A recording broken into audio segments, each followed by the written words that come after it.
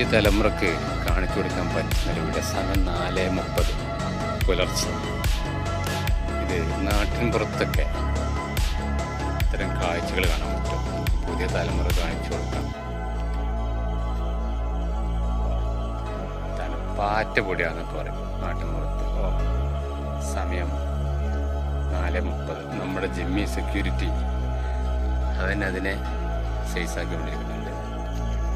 അപ്പുറം ലൈറ്റ് ഓണാക്കിയാൽ എവിടെ ലൈറ്റ് ഓണാക്കുന്നോ അവിടേക്ക് വരും. അതാണ് ഇതിൻ്റെ ഒരു പ്രത്യേകത. ചുറ്റും ഇരുട്ടാണ് സംഗതി.